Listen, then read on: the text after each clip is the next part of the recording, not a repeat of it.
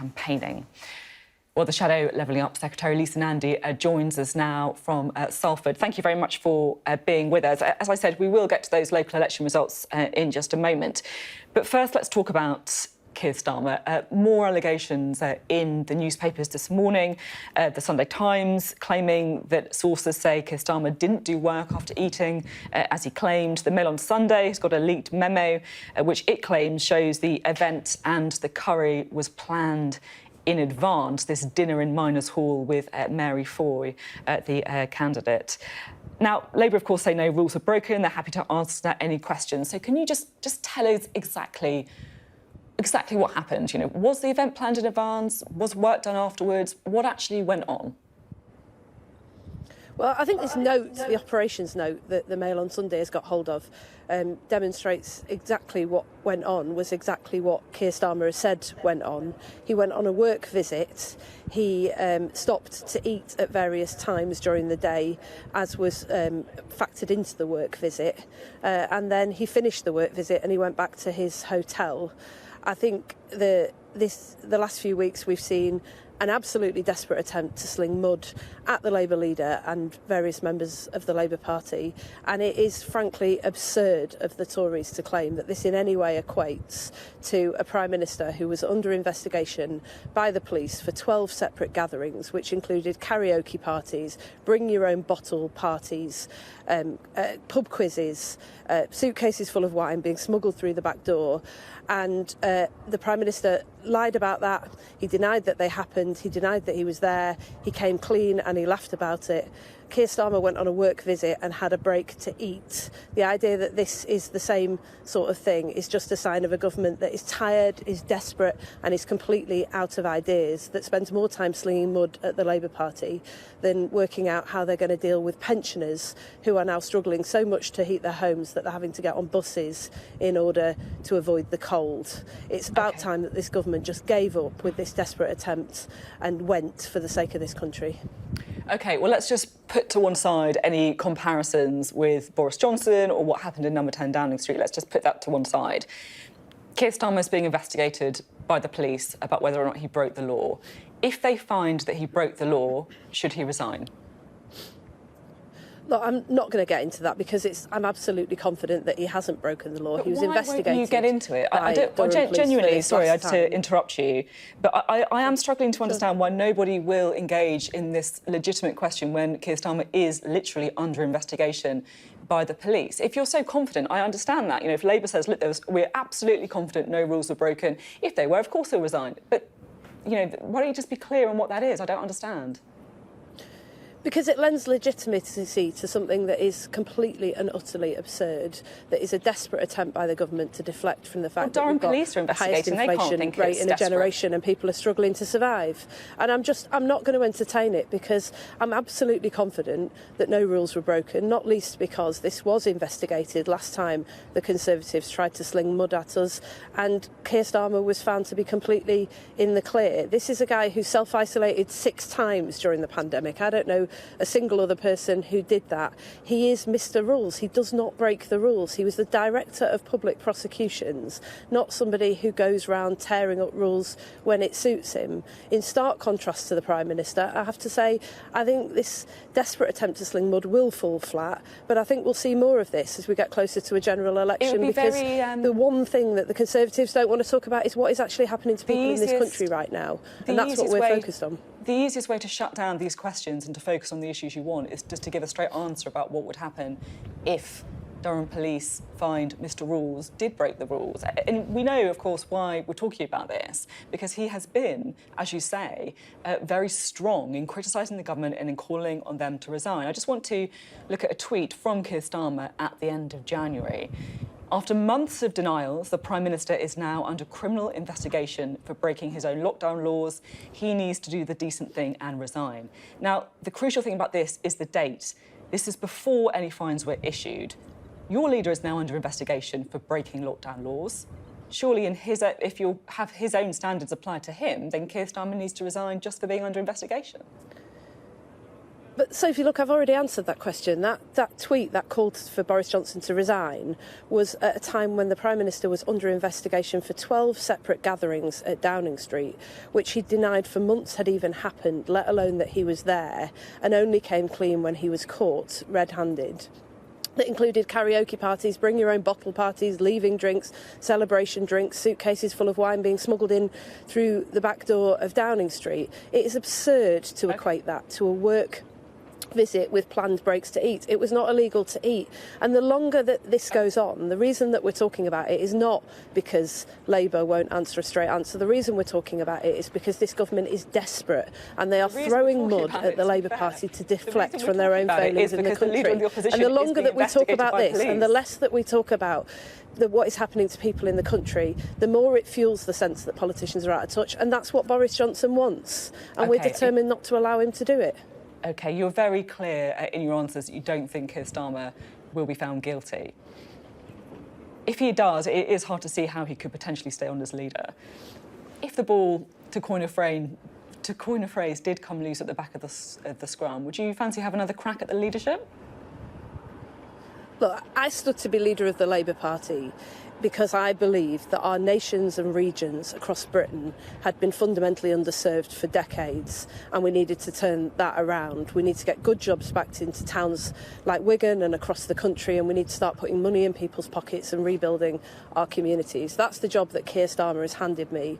And for 12 years, I've just watched with absolute desperation as the Tories have visited misery on people across this country.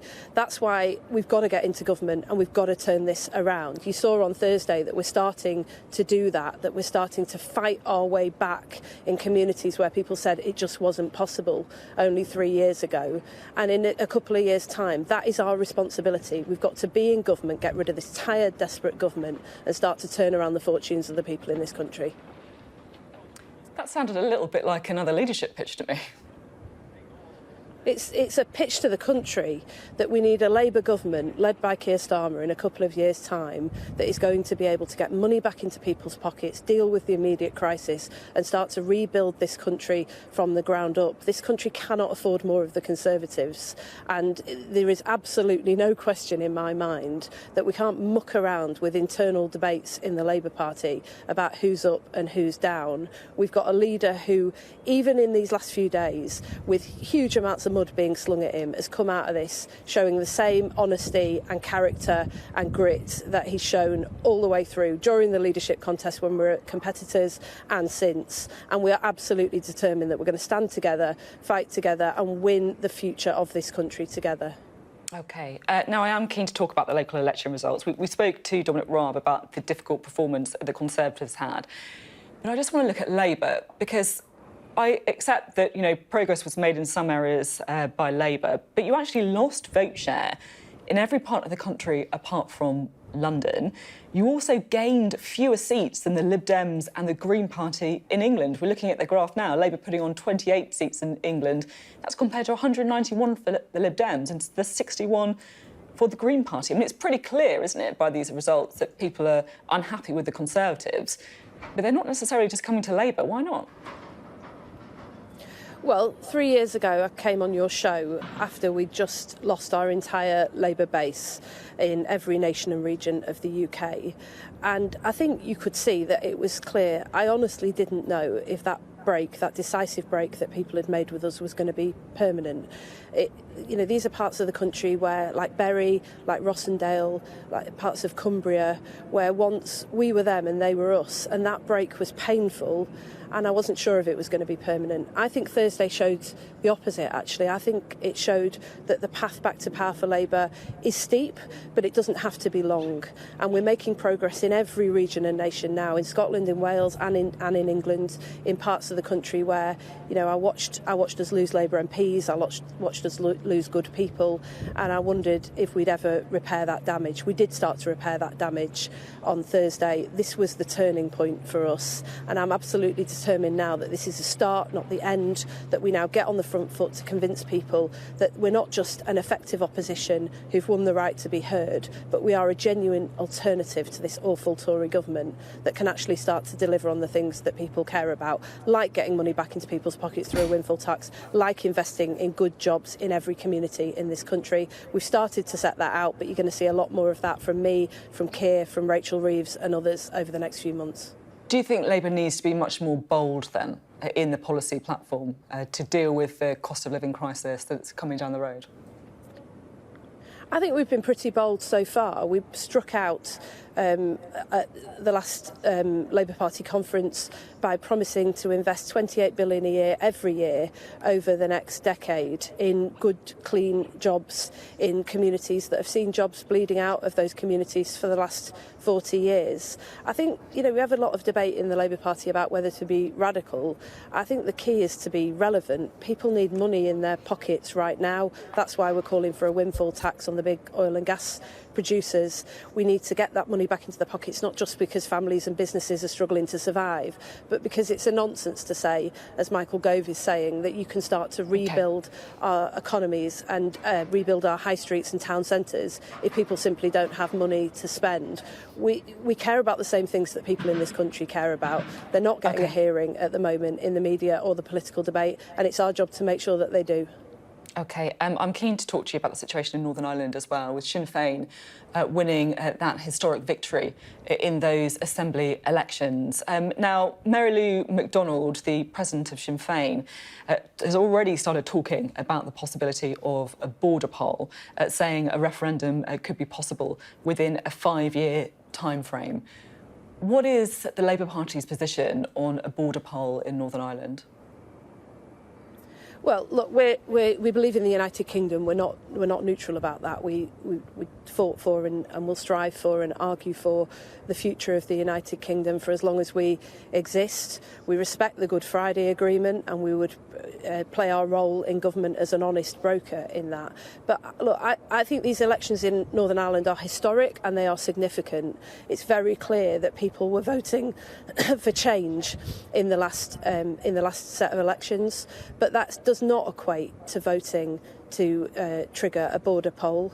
The Good Friday Agreement is absolutely clear that there has to be a clear majority for that in Northern Ireland before that is triggered, and I don't think that those conditions have in any sense been met. Most of the major parties, including Sinn Féin, fought these elections on the cost of living crisis that is engulfing people in Northern Ireland just as it's engulfing people across the United Kingdom. We'll support Sinn Féin in their aim to get the executive up and running as quickly as possible. They hope to do that next week, and then to start focusing on the things that they won this election on, which is the cost of living crisis and getting money back into people's pockets. And just finally, there's some real concerns about the ability to actually form an executive at all, with the DUP saying that they're prepared to collapse the power sharing arrangement, refuse to join an executive until the Northern Ireland Protocol is dealt with. Now, Dominic Raab earlier on the show said that it needs to be dealt with as soon as possible. What do you think needs to happen? We've long been calling for a veterinary agreement that would help to break down some of those borders and barriers that currently exist because of the Northern Ireland Protocol that Boris Johnson negotiated. I think on a broader point, at any time in the history of Northern Ireland, recent history, when there's been a problem, it has usually fallen to the British Prime Minister to try to use his or her personal authority to bring sides together and to negotiate through this. The difficulty that we find ourselves in now is that Boris Johnson is not seen as an honest broker. He is the person who helped to write the architecture of this problem rather than resolve it. I think the key over the next couple of weeks for the government is that they've got to get on and resolve these issues around the Northern Ireland Protocol, because at the moment, I have to say, the lack of trust in the Prime Minister himself is part of what is fueling this crisis in Northern Ireland. So get that agreement in place, yes, and the nuts and bolts of it, but also Boris Johnson has a lot of work to do, I think, to prove to people in Northern Ireland that he can be trusted. OK, Lisa Nandy, thank you very much for being on the programme today. Lisa Nandy there. Thank you.